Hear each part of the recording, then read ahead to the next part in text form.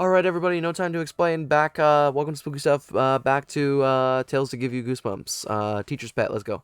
Do you like snakes? If you're in Mr. Blankenship's class, you have to like snakes, or you're in major trouble. Let me start at the beginning. On the first day of school last September, Benji, my best friend, was shouting to me from my front porch, "Becca, move it, we'll be late." I grabbed my black denim jacket and tucked my ponytail under my New York Yankees baseball cap. I hurried, even though I knew Benji would never leave without me. Benji and I walked to school every day since kindergarten. Some people think it's weird that a girl and a guy are best friends, but Benji and I don't care. We've always liked to do the same sort of stuff, like play basketball and baseball and cook. Benji would kill me if he knew I told anyone about that. Benji and I were starting 6th grade. At our school, 6th graders get to do great stuff, like go on a camp out for a whole week. My school had that too, but I didn't go. My brother got to go though when he was in 6th grade. We were supposed to have Miss Wenger this year, the coolest teacher in the whole school. Miss Wenger is the kind of teacher who takes the whole class inline skating so that when someone falls down, she can talk to us about gravity. Benji and I, magic school bus, Miss Frizzle shit, that's nice. Benji and I figured this would be just about the best school year ever. So you can imagine our surprise when we walked into our classroom and saw the teacher writing his name on the board. The teacher wasn't Miss Wenger. The man named Mr. Blankenship. Benji and I both groaned in disappointment. Mr. Blankenship was a strange-looking dude. He was really, really tall and really, really skinny, and he was almost completely bald. His clothes were pretty bad too, especially the weird turtleneck sweater he was wearing with the beige, brown, and black diamonds all over it. He greeted Benji and me at the door and asked our names. "I'm Becca Thompson," I said. "Benji Connor," Benji said.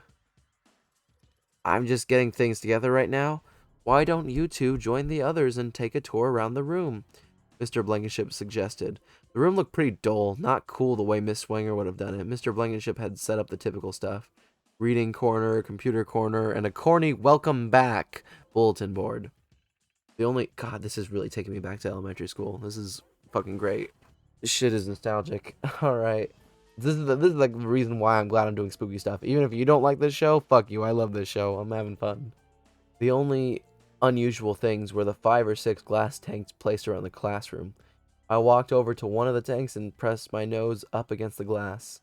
Not much to see. Some rocks, a pile of dried grass, a stick, and I uttered a shriek.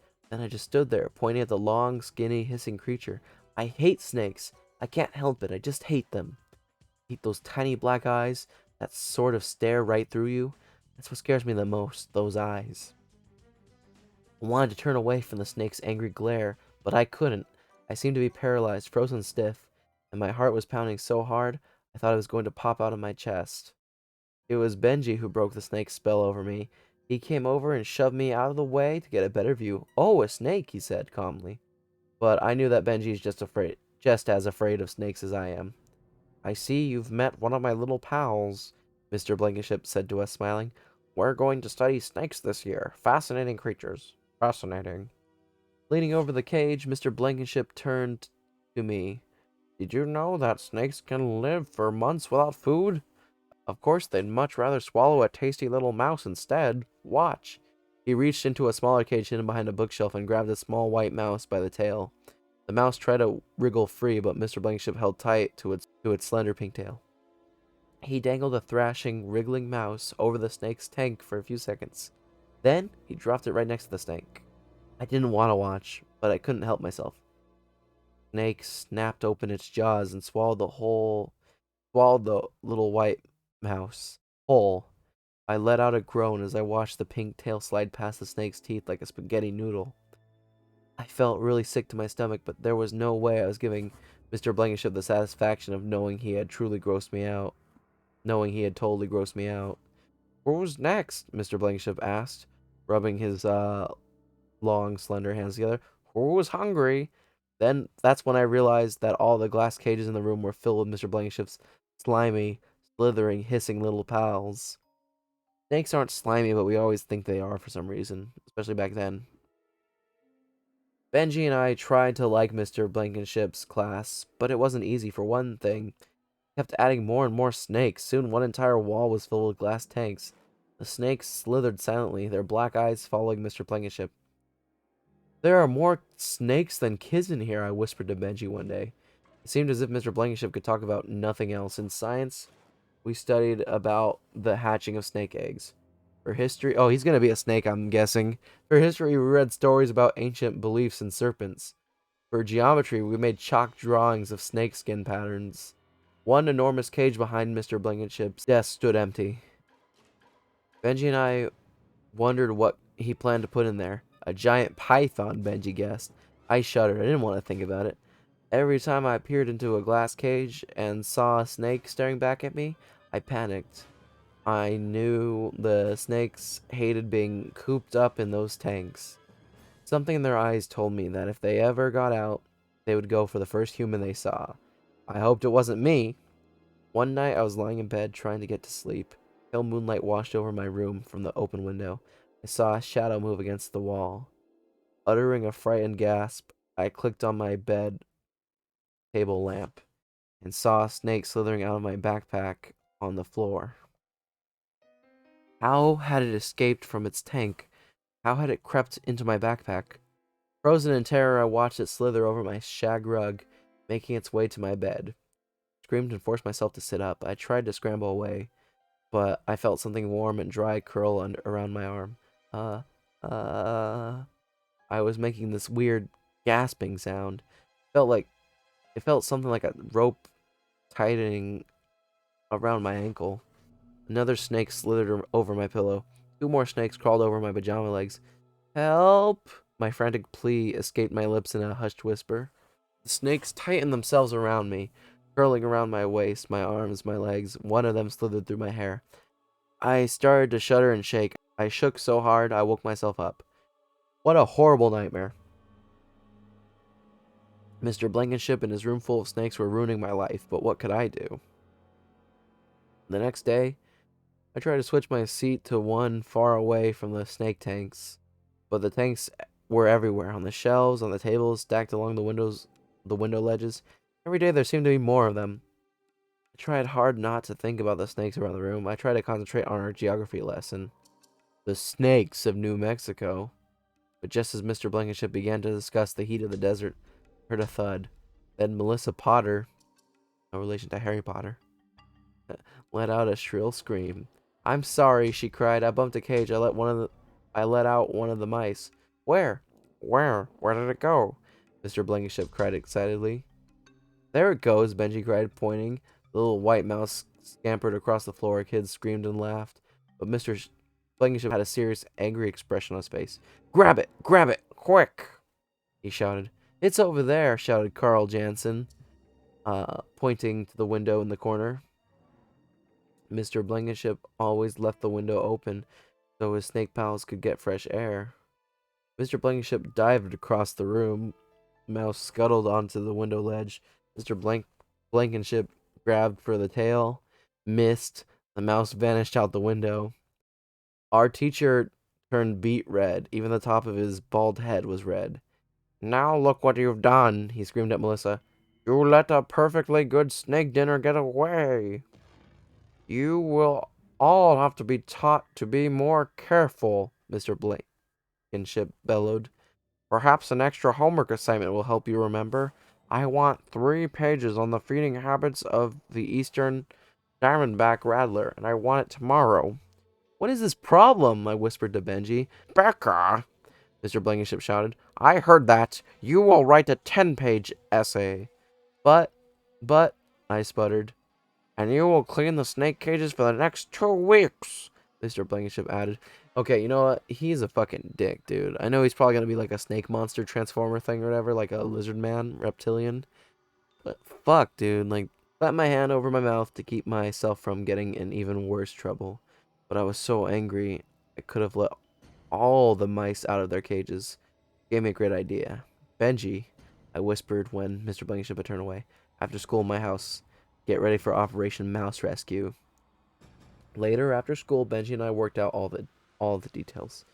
Operation Mouse Rescue would take place on Thursday night after our parents went to play bridge. The plan was simple. Simple, but excellent. Benji and I were going to sneak into school and set all the white mice free. You could just picture Mr. Blankenship's face when he arrived Friday morning and found the mice scampering all over the room. Thursday seemed to stretch on forever. I barely heard a word Mr. Blankenship said. I was too busy watching the clock, waiting for the bell to ring. I know I ate dinner with my family, but don't ask what we had. Don't ask me what we had. All I could think about was Operation Mouse Rescue. Finally, my parents said goodbye, left all the right phone numbers, and drove off to their bridge tournament. It didn't take long before Benji gave me our secret signal, the single ring of the telephone. My heart pounding, I pulled on my black jeans and dark jacket and raced up the block to Benji's house. He was waiting for me at the bottom of the driveway. "What took you so long?" he demanded. "You're not wimping out, are you?" "No way," I replied, although I suddenly felt as if I had white mice floating around in my stomach. "Let's go." Half walking, half jogging, we made our way to school. It was a cool, breezy night. The trees shivered, shedding fat brown leaves. Shadows twisted and bent over our path as we crept up to the dark school building. "Around the back," I whispered. School seemed so much larger, so much scarier at night, bathed in total blackness. We found our classroom. Benji clicked on his flashlight. "No, turn it off," I instructed. "Someone may see us." He obediently clicked off the light. We spotted the open window, the window in the corner that Mr. Blankenship always leaves open. My hands felt cold and wet as I grabbed the stone window ledge and pulled myself up. Inside the room, I turned and helped pull Benji in. It, it's so dark," he whispered, huddling close to me. "Can't we turn on the flashlights?" "Okay," I whispered back, "but keep the lights down on the floor." Our circles of yellow light swept over the floor. Slowly, we made our way to the table that held the mice cages. The floorboards creaked under our sneakers. I glanced nervously around the room. Tiny lights flickered in the blackness. It took me a long moment to realize they weren't lights. They were glowing snake eyes. "They're all watching us," I whispered to Benji. "Snakes there. So many glowing eyes. So many snakes. All around us. Staring. Staring." I forgot to watch where I was going. Stumbled over a chair. "Ow!" I cried out. I tried to catch my balance, but fell against the table.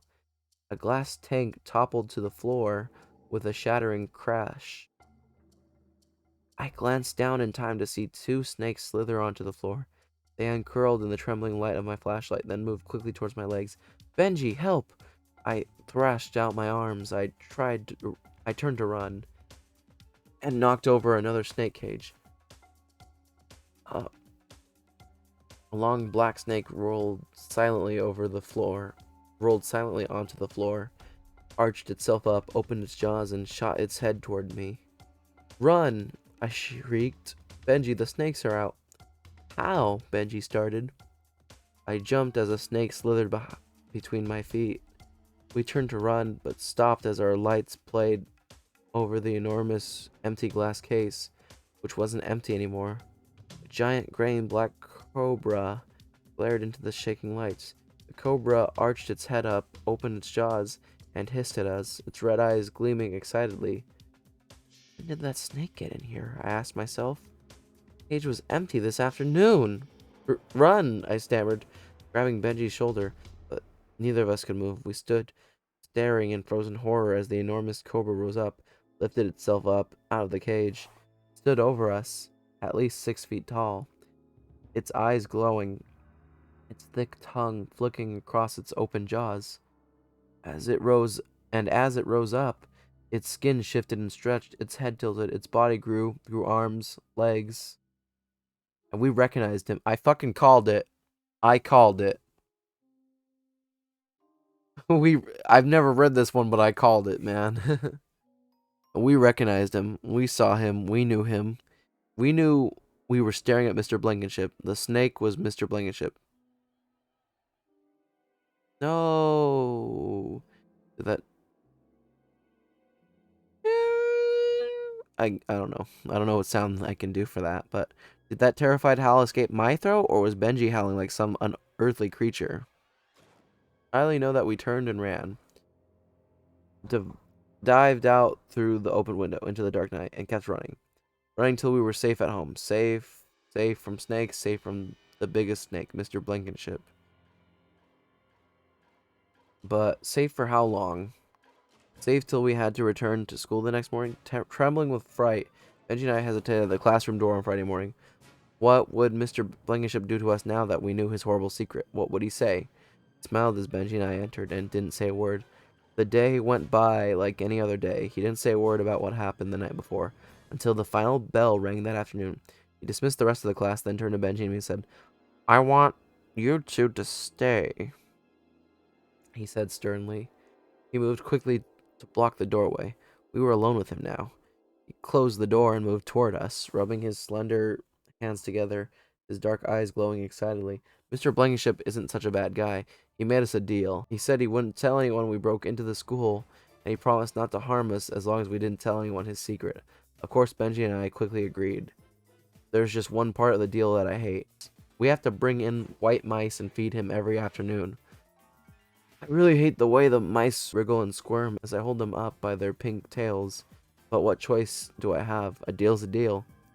Here you go, Mr. Blankenship. Open wide.